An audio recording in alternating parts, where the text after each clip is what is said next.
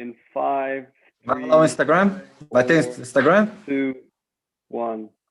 Yes, going live in Instagram in 5, 4, 3, 2, 1. Yo, hello, everybody.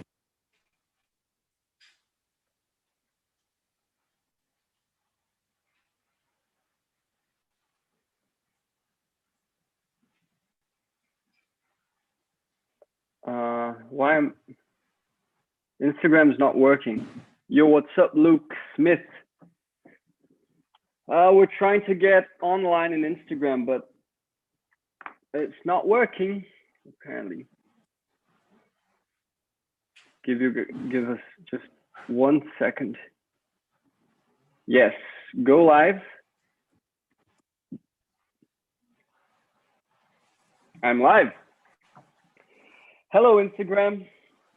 Nobody watching yet, so no point in saying that. Tren Hanna, welcome to the channel.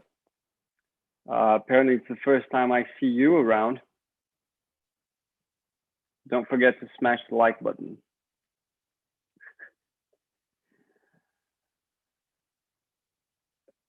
Gennaro, I'm on Instagram, so you can come in. All right, listen, today is me. I'm here in the storms. It's raining outside. There's no electricity. My internet is unstable. I'm using my mobile phone. I'm literally, in the candle light. So you guys bear with us down here. Are you going to be able to join Instagram though? Or not really? Well, I mean, I'm all for it. It's all I'm waiting for the live to go ahead in Instagram, and I can join that. Oh, it hadn't started. Oh, now it started. I thought, because for me it had started. Hello. I don't know how to pronounce your name, but I'm gonna wave at you. What's up? Just waiting for Gennaro to join an Instagram. Yeah, my internet connection apparently is unstable. Which is a pity. Let's do it. Has the live started in Instagram for you? Well, I have requested it and it says live, but I don't see anything. I'm not seeing it yourself or anyone else. I just got a gray screen, but I have apparently joined. Yeah, I'm waiting for Gennaro to join. Apparently there's some sort of lag happening. So I'm waiting for him to join so that we can start. I'm just answering this guy on Instagram. Cool. Yeah, people are joining, Gennaro, but I don't see you in yet. Yeah, I mean, well, it's a shame, isn't it? Because then it's not going to get. Let me leave and join again. Yeah, try it again. Wow, wicked. Let me close the software. Guys on YouTube, just give us a second. People on YouTube, we're trying to get Instagram running. We're based in Brazil, man. Personally, I am in Lençóis, Bahia. Gennaro, who's joining soon, is in Brasilia, the capital. Hey, Eric, how's it going?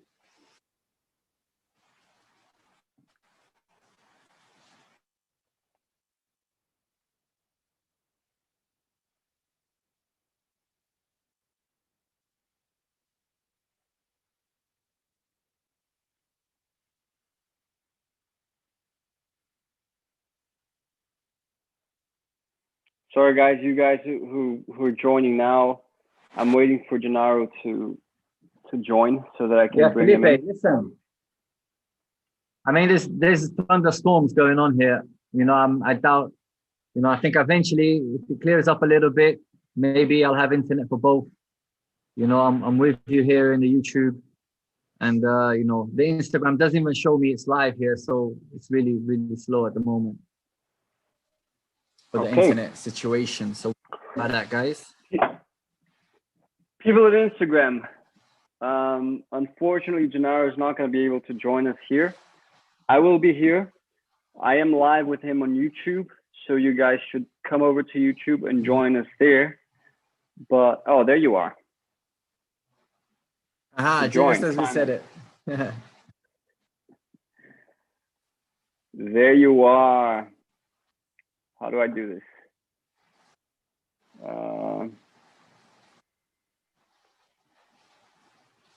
You need to ask to join me.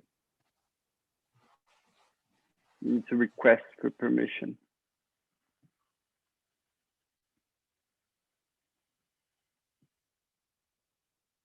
Go live with Sitio do Jazz.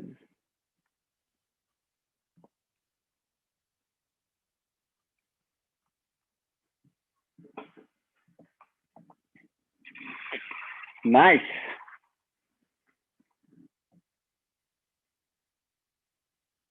We are on.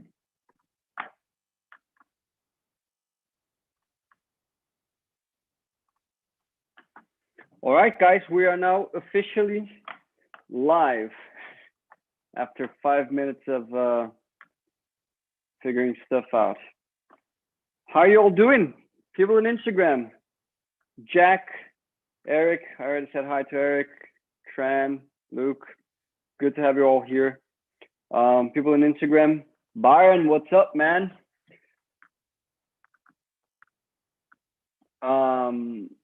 Today we're going to, you know, yesterday we did some,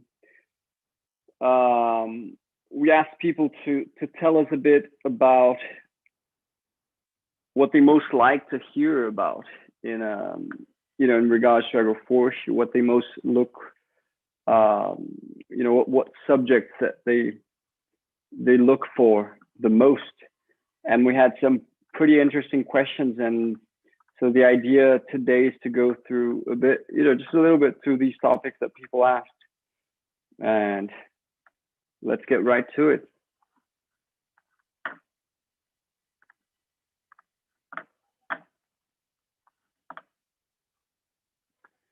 So we had the question that we asked was, you know, what are the topics that you most like to hear about in regards to agroforestry, of course. And we had a few answers. You know, I'm gonna read them all to you so that you can have an idea. But Hannah said, planting fruit trees in zone 9A. It freezes occasionally in Florida. How can we save our trees? Plen Bosky asked about tree spacing. Albert Kazadi asked, I would like to hear more about your thoughts on agroforestry for subtropic systems in the humid tropics. That's a bit confusing. Agroforestry / subtropic systems in the humid tropics. Design principles, Pura Vida Farming asked. Starting on compacted pasture, AMC Photo asked. How to structure material on the ground to best build soil. That's a very good question. I would like to hear more. No, that was the planning behind food forest systems, like the physical plans or layouts, and soil regeneration. What's up, Joshua? Welcome. Big shout out to Joshua and who just joined, Joshua Eagle, who's based in Florida. I think I lost Gennaro, guys. But that's okay. We're gonna go on.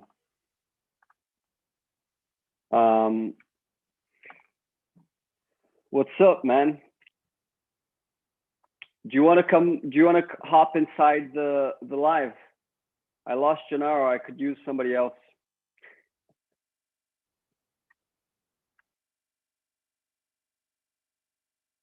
Come on, Joshua, Byron. request to come live with me. Let's have a chat.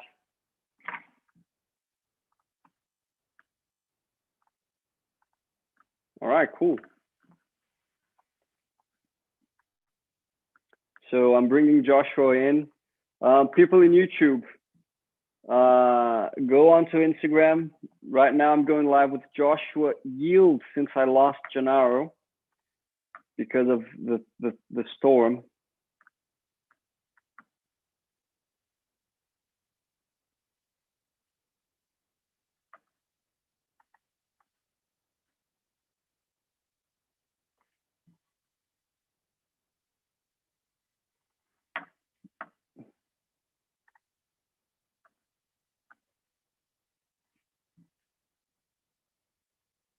Hey, what's up, guys? You guys are joining up now. I'm waiting for Joshua to come in. Oh, he had an issue. That's a pity. Greetings from Curacao. Nice. That's supposed to be a very beautiful place, isn't it?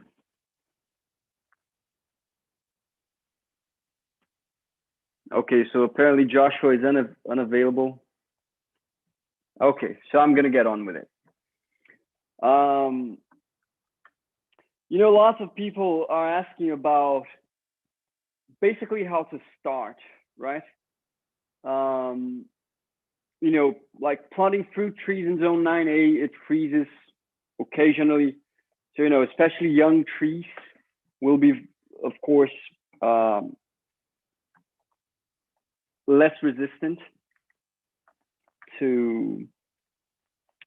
Yeah, that's all right, man. If you somehow manage to fix them, let me know, and I will bring you right in. So the idea of starting, right? So people ask you know, how to save young trees, what tree spacing to use. You know, ask about agroforestry subtropics, design principles, starting on compacted fascia. So, you know, it all kind of boils down to how to start. Luke is asking if he's the only one without sound. I suppose so. And the idea is that, you know, when you're starting out an agroforestry system, you need to understand like where you stand in terms of the current situation of your system. So, you know, what first, of course, what the climate looks like. So, you know, Hannah was talking about the climate over there that freezes every now and then. So what's the climate looks like? What the soil looks like? Is it a compacted soil? Is it a forest soil? Oh, Joshua wants to do that. Let's see if it works now.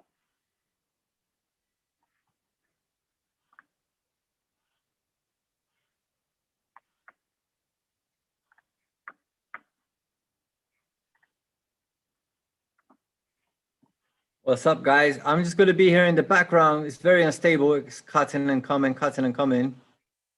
Let's see if Yeah, all right. anything, you know, I'm trying to bring Joshua in Instagram, but apparently he's having some issues as well. Yeah, everybody's having issues today. So I was talking about, you know, understanding the current situation of your fields when you're going to start, you know, climate, soil conditions.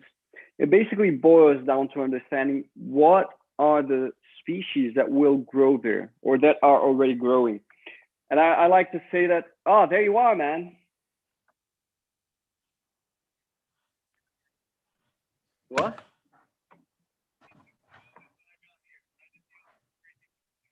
Okay, how's it going over there?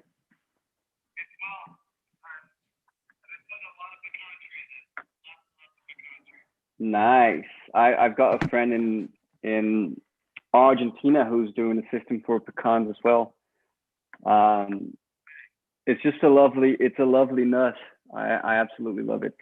So what are you planning it consortiated with something? Tell us a bit about that.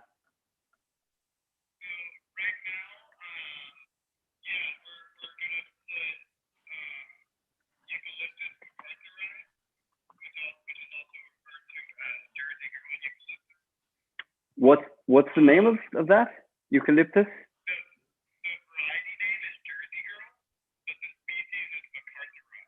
Okay.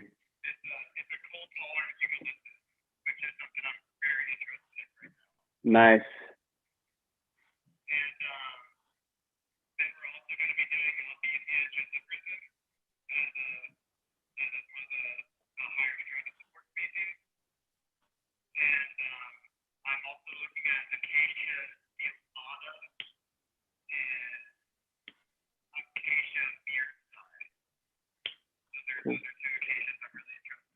Which state is that? Is it in Florida? North Florida?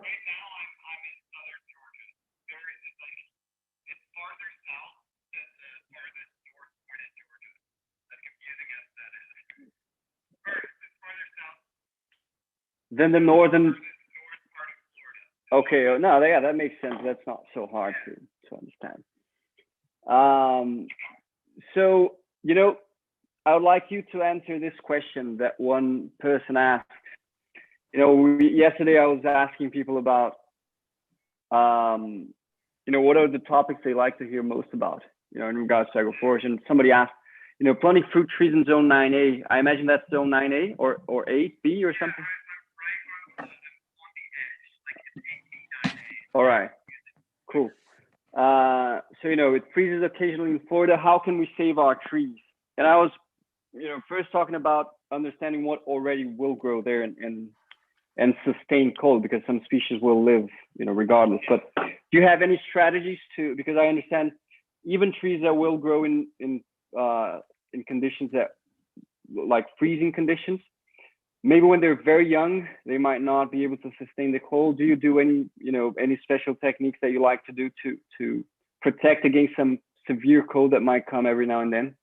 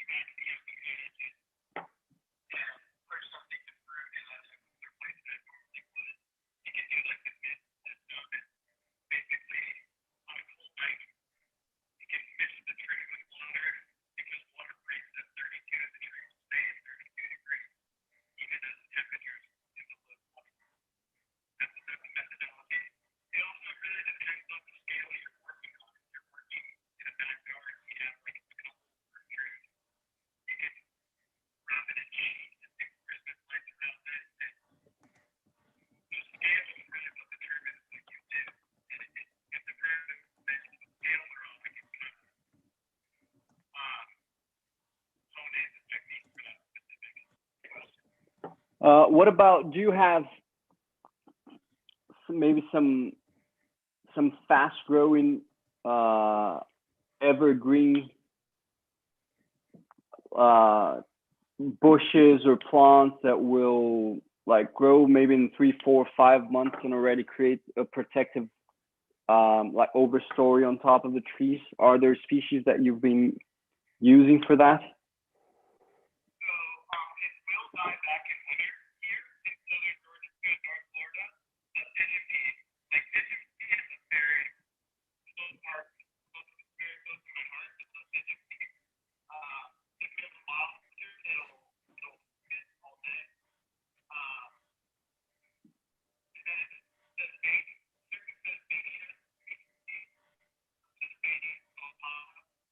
Cool.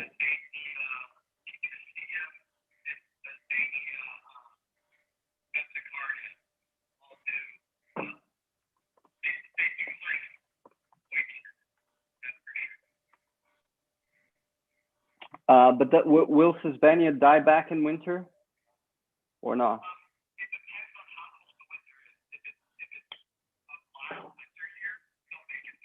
Okay. Luke's thumb is saying that water oaks will grow super fast. I don't know water oaks. Do you know water oaks, Joshua?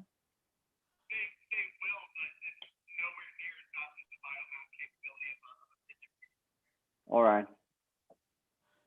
What about but is water oak like a true oak, like one of those trees that will produce an acorn and all that, or is it some sort of bush? Okay. We've had very good response from Casuarina in the south of Portugal, and Casuarina is evergreen, and we had it. In a couple of years, it's over 4 meters tall. In the first year, it was over 2.5 meters. So it is something that can protect slow growing seedlings from frost, I guess.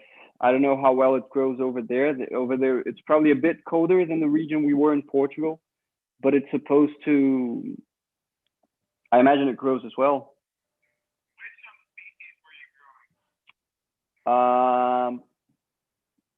I forgot the name. I think it's Casuarina. Angustifolia, maybe. I don't know if I'm messing up the name with the Brazilian pine tree, I think. Let me see if I can figure it out here.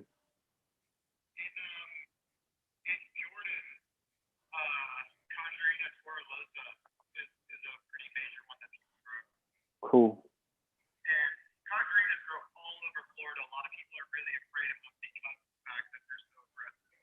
Yeah, and I like to say these are the trees. The most hated trees are the best.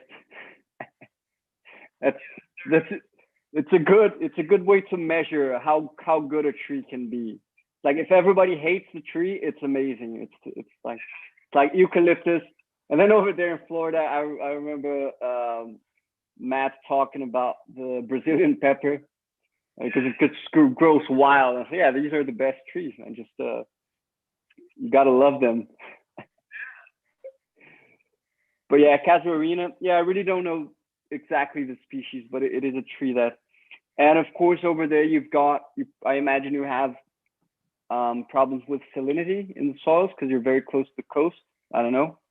And Casuarina will grow very nicely also in coastal regions in white sand. And it is a species that will associate with lots of microorganisms, which is good. Cool.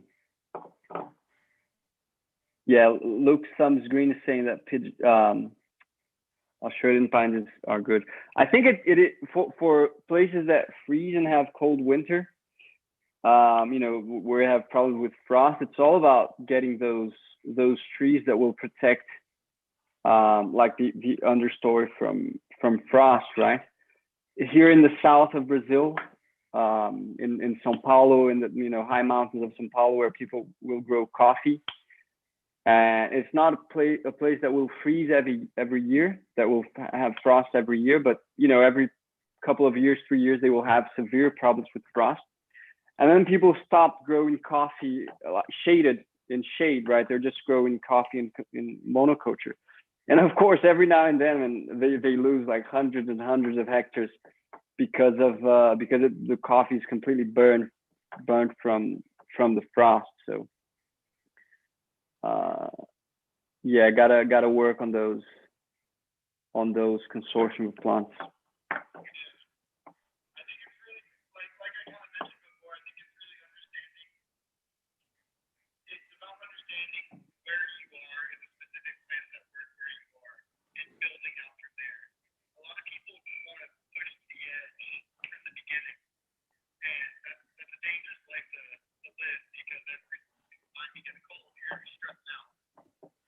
Exactly.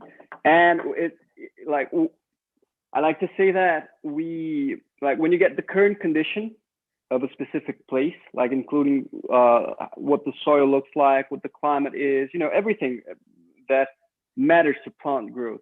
You need to understand those plants which will grow there regardless of what you do, right? Which is kind of what you're saying. You know, like these plants are sure to grow here.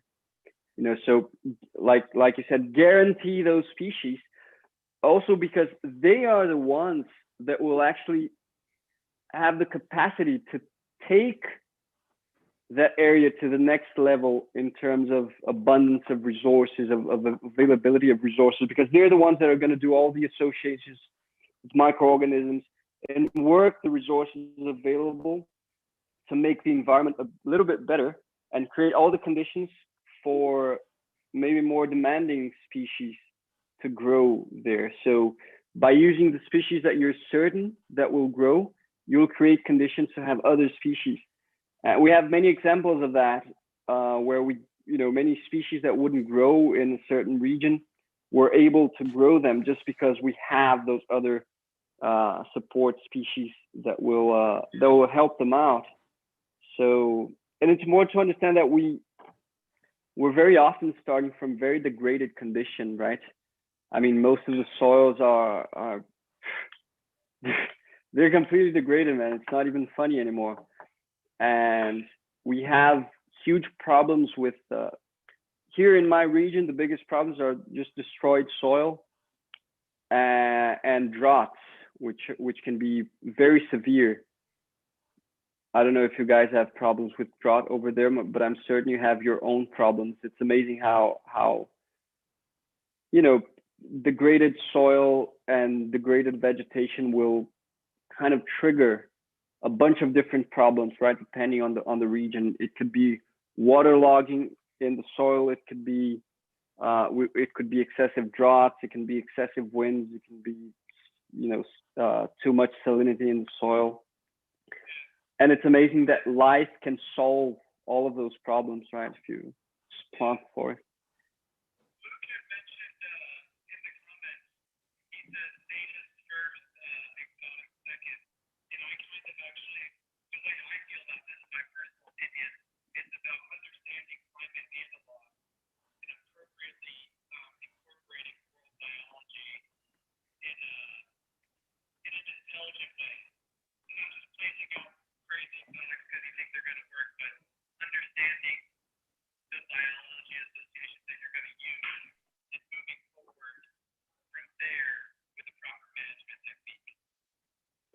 Yeah, that's perfect. And it's one thing which is very important to understand about this exotic thing is that, if let me use my place as an example. Like the native forest from my place are, high forests of trees which will grow to 40 meters tall and, well stratified forest, but it's being under such a huge pressure of fire and cattle and all sorts of degrading conditions that today many of the native species, they will not grow anymore. And this is very important to understand. They will not grow because they don't have the conditions to grow anymore. We have to understand that we have no idea how much soil has been lost over the past couple of hundred years. It's a lot of soil that's been lost. We lost all the, that thick, beautiful layer of good soil that we had on the surface. And now we have very poor soil in which the original plants cannot grow anymore. So it's actually, we need to look for those species from places which are maybe not so abundant, not so rich, that will grow in those conditions so that they can work the place to bring it back to the sort of availability of resources they once had. So this is a concept very important to understand. We cannot be too picky about, oh, this is native, this is not native, because it's hard to understand what's native. Because the conditions are not the same they were 100 years ago. So, maybe it's not, the conditions are not the native conditions anymore. Exactly, within reason of circumstance. It's important to understand what grows, what will grow well, and it will take the system to the next level. It's all about finding those species that will work the system and enrich it, right?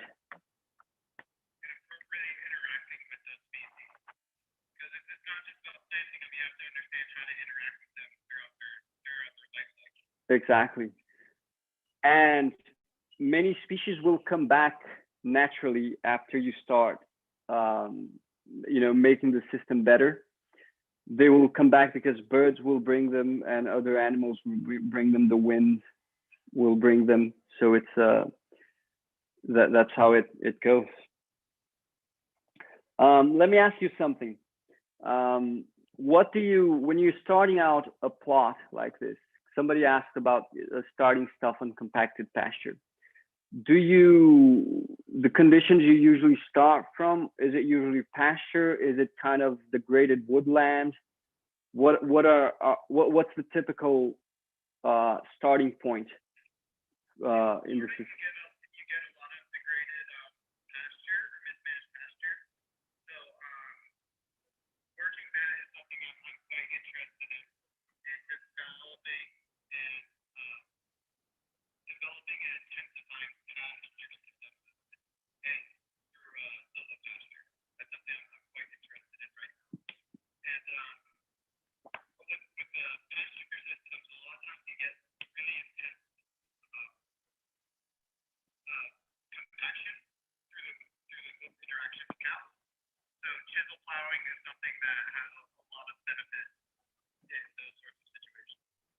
Cool. Are you able to undo that compacting with the chisel plow?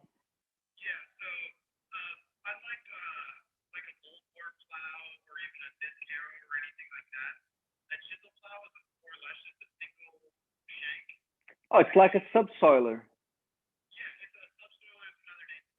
Oh, okay. Right, right.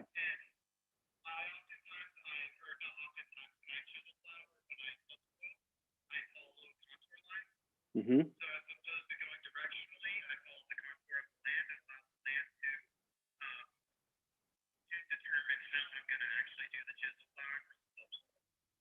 Cool. Yeah, chisel plowing is an essential tool in my opinion.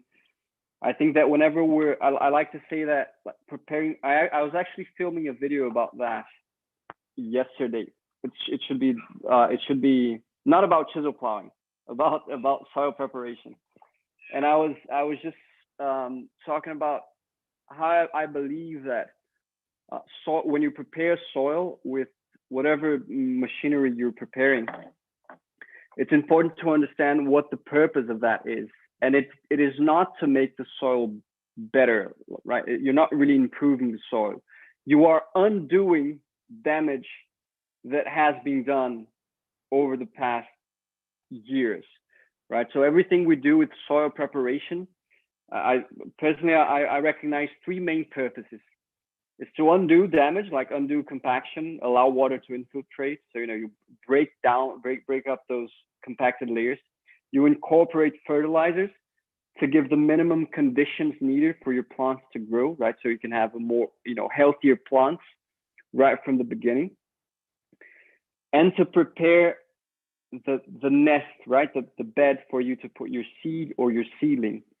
But the real soil preparation will happen after you finish planting, right? And when plants start working together with microorganisms, with worms, and with small animals, insects, bacteria, that's the real soil preparation, which happens over a course of many years, and that will actually structure the soil in that crumble-like structure, perfect for roots to expand, that will retain a lot of water without becoming waterlogged, and retain nutrients and all that.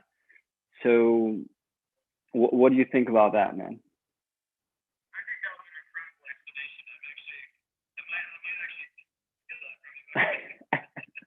Feel free to do so, man. Feel free to do so. Yeah, cool. It's important. I think it's important to understand that, because sometimes, like, we think we're doing something, um, like to improve stuff, but there's so many beings that do the job so much better than we do, and it's really important that we kind of recognize what's already being done right by nature, and to really treasure that. And it's amazing how much can happen in so little time. Do you know that earthworms, if you have somewhat healthy soil, you know, if you have covered soil with plants and everything, earthworms, they will eat up the 30 centimeters superficial layer every 4 years. They will eat up everything in 4 years. That's insane. But of course, if you're using a disc harrow every year, let's say, you're messing everything up all the time. And it's amazing because this sort of machinery will actually destroy the work done by all the animals, right? It will literally destroy the biostructure of the soil. So it's almost like a crime to do that when you have a structured soil. But of course, when you have a destroyed soil, you need to do it because it's so compacted that, you know, first undo the damage and then get into work. Luke saying that an active rhizosphere will help plants fight with frost too. Yeah, that's a very interesting thing. I don't have much experience with frost, but I do know that you know, plants in tropical regions, they will stop photosynthesizing if leaf temperature reaches between 25 and 30 degrees, depending on the plant. So they will stop doing photosynthesis and they will start doing respiration. But that's leaf temperature, right? That's not air temperature. And the better nourished a plant is, the less the longer the leaf will stand without reaching those high temperatures. And of course, an active rhizosphere is very important for plant health.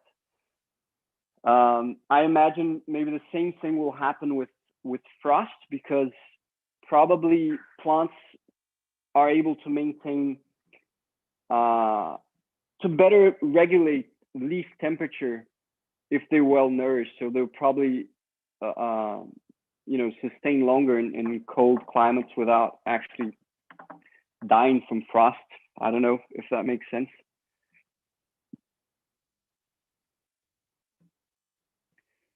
We have some people saying stuff here in YouTube as well. Wild Forester said he used Casuarina cunninghamiana in Australia. It fixes nitrogen. It's interesting. Lots of people don't know that.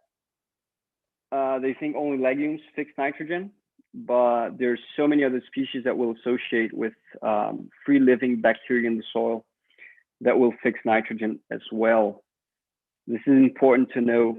I personally am a firm believer that, what's that one called? Mexican sunflower fixes nitrogen somehow, because I cannot understand how it grows so fast and has such a high protein content without fixing nitrogen.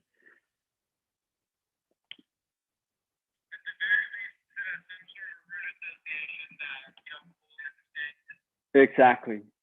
I think castor beans is another one that does the same thing, because it's the same thing, grows super fast, super high nitrogen content on the leaves. So it's got to be doing something that some other plants cannot do. Cool. Let me see what else we have here that people. Tree spacing. This is something that people get confused quite a lot when you start doing consortium of plants. My personal strategy is this: when I'm doing a system which is intended to be a commercial system, I will select a main crop. So, you know, every system will have like one crop, which is that is the main crop. Of course, there's going to be service plants, maybe secondary crops, but the main crop will always be at full density, as if it were a monoculture. And then I will add up other crops that will like kind of fit in between the spaces, that will not take up the same space as my main crop. and you know, kind of like design a monoculture and fill up the gaps with every other sort of plant that you can insert there that you know that will not um, bother your main crop. So that's how I usually go about it. Do you use a similar method?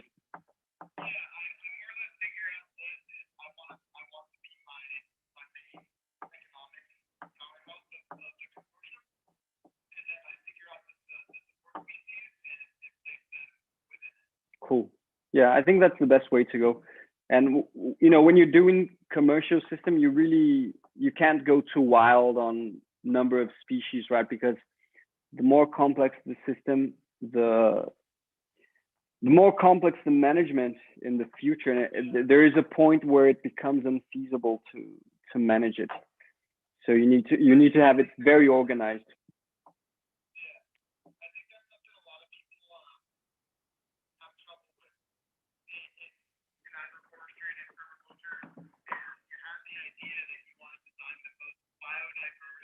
Exactly.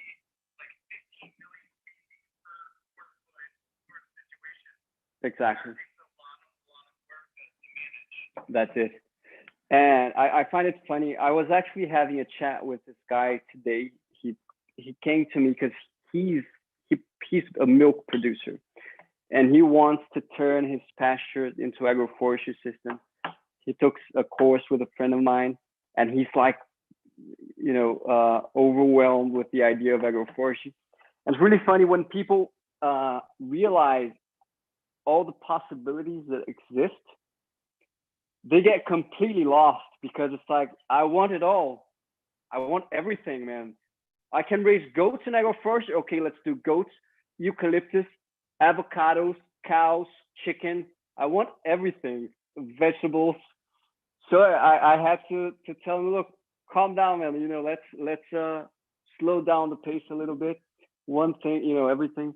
And the guy actually he has two farms and he wants to do everything in both farms. And then he has a third smaller farm, all in different cities. So he's like very very decided. And I'm trying to like he was already thinking of planting 20,000 avocado trees. And I was like, no, no, no, no, no, hang on. Let's uh, so this happens a lot, and I think it's important, especially people in our situation where we are uh, teaching other people doing consultancy. I take it as a responsibility to experiment in my farm. Right? Sometimes I will experiment in other people's farm as well. I think we need to have the courage to do that because we're still building the knowledge base for agroforestry, right? It's not everything is not discovered yet, so we need to be experimenting, and we need to be trying stuff out, and we need to be making mistakes so that we can correct and find the best scenarios. So I take it as a personal responsibility to be trying stuff out, and I usually go from I err on the side of being too complex, and then I in my systems, right, in my personal system, and then I will adjusting them to less and less complex until I find a setup in which I can create protocols. I think we need to be able to create like management protocols that you can write down, very simple, that anybody can read. So when you get to that point, I think that's the sweet spot. And then if I'm doing work, if I'm doing consultancy or teaching people, I usually do, especially if it's people who already do some sort of agriculture, I do the other way around. You know, I start them up from a simpler system and then gradually bring them up to a more complex system. Because for a farmer who's used to working in conventional systems, monoculture, I think one of the worst things that you can do for him is to design a system that will overwhelm him, and then he won't be able to manage. And then he'll say, okay, this is not for me. It's too complicated. I can't do it. And then he'll go back to doing. And then you lost him. He's never going to think about agroforestry again. Cool.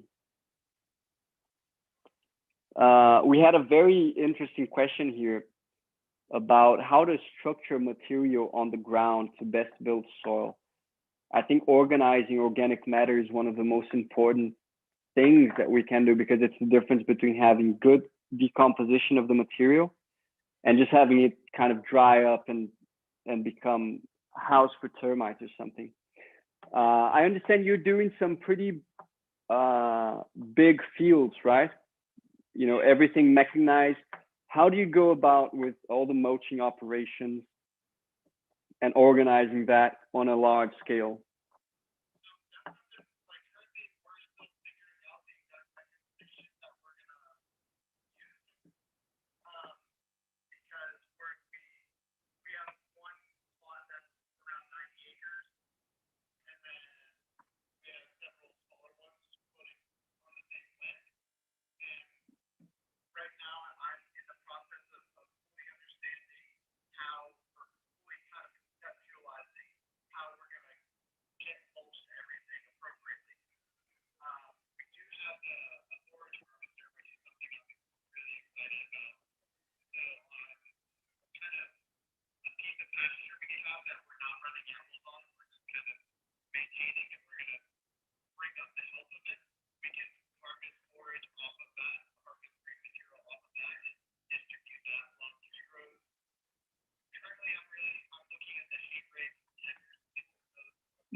You're looking at what?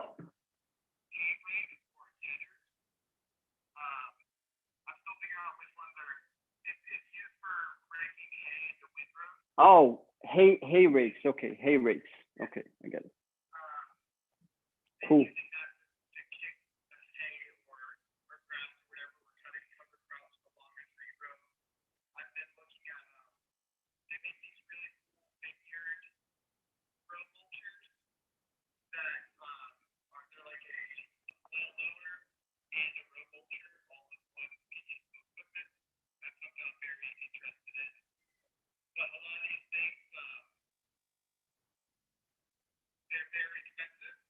Uh-huh.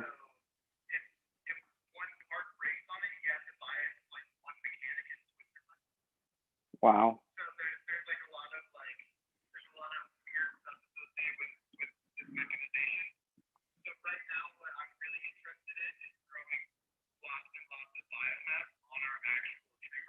Cool.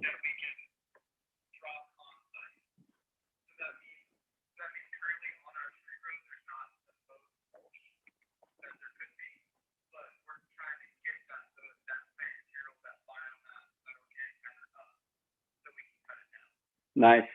Yeah, I think that's the way to go. And I always tell people the importance of having the biomass producers on site is not only to make the operation easier and cheaper, but having a green cover is as important or more important than having a soil covered with mulch. So, you know, having those live plants growing there and then cutting them back is just amazing, because, you know, plants are pumping carbon into the soil as they do photosynthesis. They're probably using up between 40 and 60% of that carbon to their own sustenance, and the rest is just going directly into the soil to feed microorganisms. So this is, and without, you know, and not forgetting about all the root structuring. You know, if guys watching, if you haven't dug up a plant and, you know, with soil still attached to the roots, do that and see the difference between the soil attached to the root of a plant and the rest of the soil around. So you want to have the soil completely colonized with plant roots. So that's the importance of having a dense green field of plants. I'm checking out some pictures of these hay rakes. They look very cool. I'm looking at some very big ones. I don't know if you're working at this scale, but makes me want to drive one of those tractors, man, and see these huge rows of grass being piled up neatly on my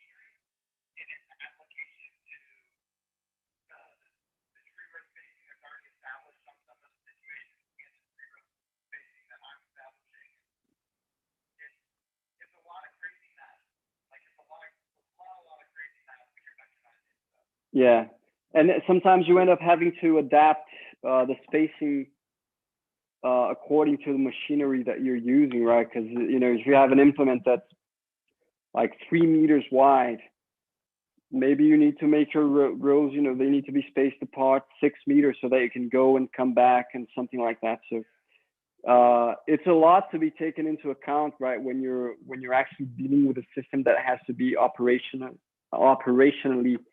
easy to manage, and it has to be profitable and all that. And there's so much you have to think about that.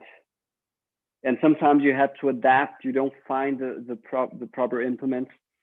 If you're doing conventional agriculture, it's like everything seems to be ready, right? And we're having to think to adapt because there are more operations that we're doing that people were not doing in conventional agriculture.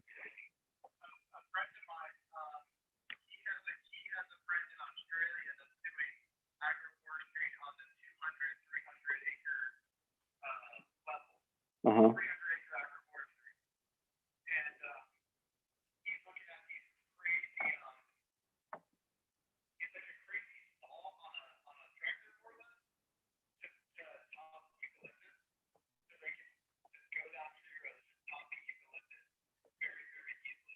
Nice. Does it shred it, or he just tops it and drops it on the ground?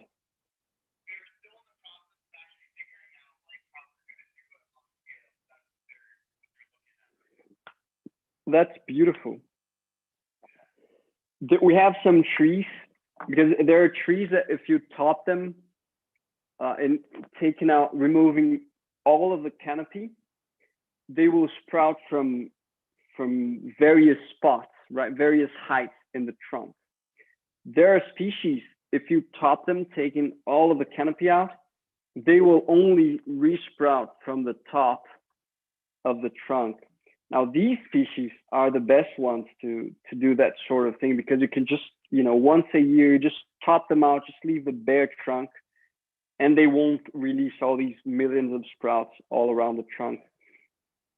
But man, that's cool. I'd like to. Does he share videos in YouTube or anything so that we can watch?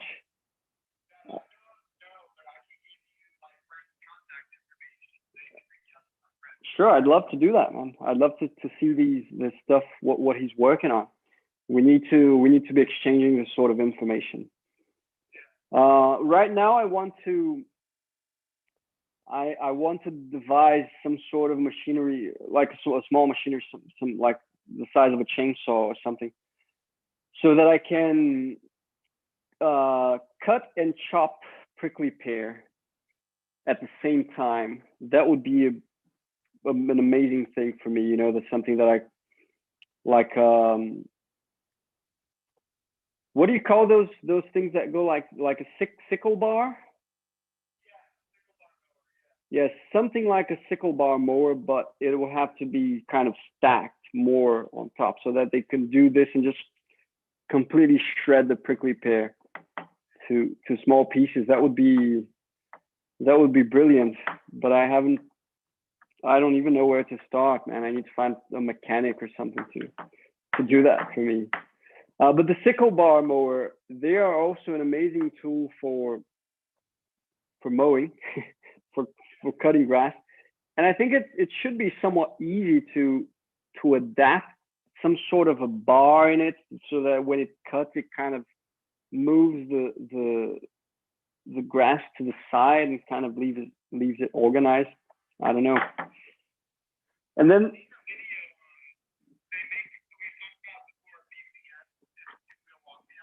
uh-huh.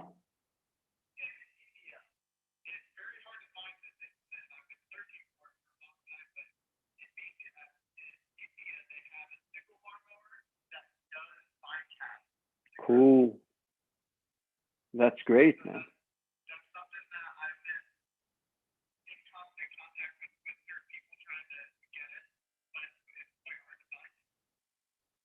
I imagine.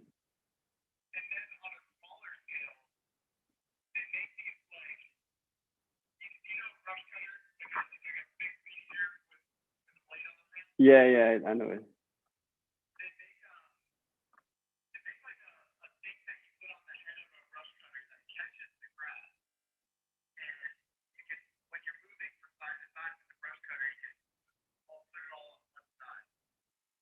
Cool.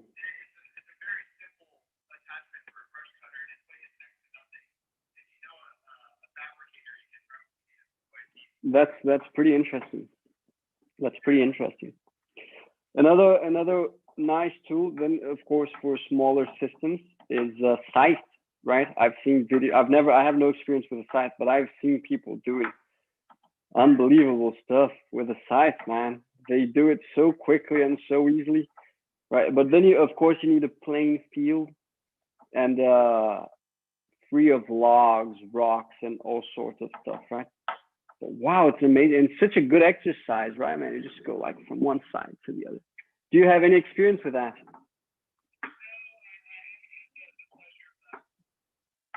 Yeah, I'm gonna order. They say the best ones come from Austria.